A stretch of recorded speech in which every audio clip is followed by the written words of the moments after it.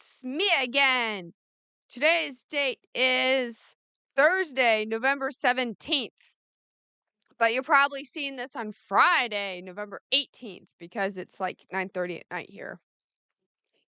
We have a message on StockTwits from the second largest holder of MMTLP.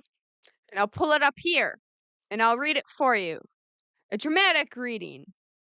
It says, "This is your number 2 shareholder reporting back 17.8 million shares. TD Ameritrade just stopped my ability to purchase more shares because I would not lend or sell my shares. They have been bugging me over the last few weeks to play ball with them by lending or selling my shares.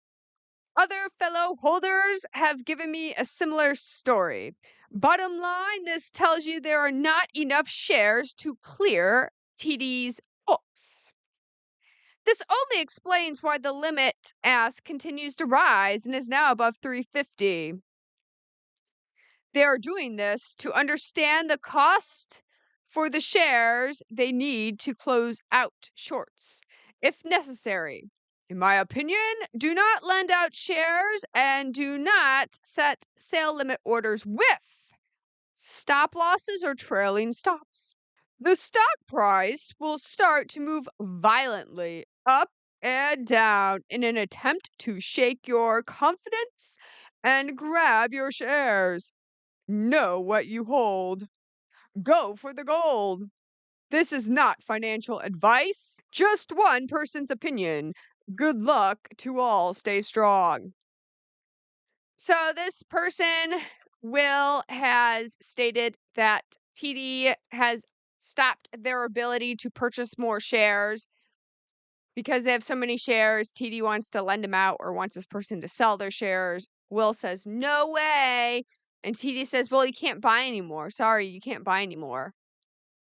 Will is able to set his shares past 350. I know many people who have TD have reported back to me that they can now set a share limit price of 450 and above for their shares. Some said 470 as of yesterday, which is great. That's TD testing the waters for how much maybe they'll have to pay to get these shares back. Will says, which is not financial advice, don't set stop losses or trailing stops. Once MMTLP really starts to move, things can get violent. It can shoot up to $100 very quickly. Again, this is OTC, so there's no volatility halts. And it can come down just as quickly. Going up and down very quickly will shake a lot of people of their shares. If you have stop losses, you might get stopped out. Let's say it moves to 100 and you're like, okay, I want to set a stop loss at 70. Well, if it goes down to 50 and then shoots back up again, you just lost your shares. Many people who have this, especially overseas and in the US, if you have Robinhood or Webull, you can't buy, you can only sell. So if you have stop losses on these, that's it. That's it. This is how the game is played. This is how they're going to set up to play the game. You know what's going to happen, so you can use that to your advantage. If the MMTLP already moves up and down pretty good, it moves pretty quickly. Today, it got down to the 840s and ended the day positive at $9 even. Yesterday, it got up to $9.95 and then it went down all the way to like $9.15 and then it went down to $8.75. If you had stop losses, you might have gotten stopped out. And if this really starts to move with people buying, you might not be able to buy in. Again, this is not financial advice. You're just following me along on my journey. This is one bird's thoughts. When it does move violently, make sure to look at the volume.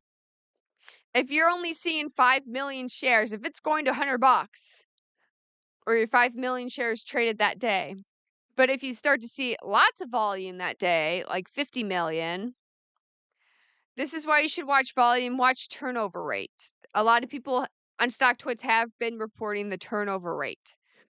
The turnover rate today was like very, very low. Not many people are selling. The price dropped significantly, but not many people were selling.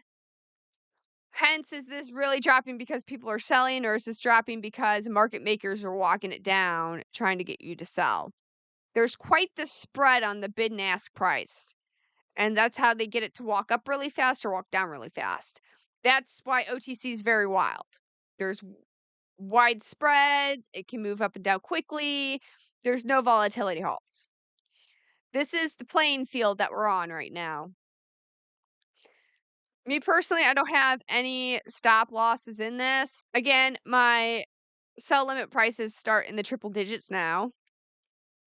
And this is due to a variety of variables that go into it for me personally. It's, the difference of holding for next bridge, not having to pay taxes, getting a quarterly dividend check, and getting those shares in a big oil company. To me, that's pretty favorable because if MMTLP goes to 400, that's awesome. But then I'm going to have this humongous tax bill to pay. The tax man is going to be behind that tree doing this, rubbing his hands together. A tax man's going to be like Bird Lady in an office plant and is going to pop out at me. As a result, America's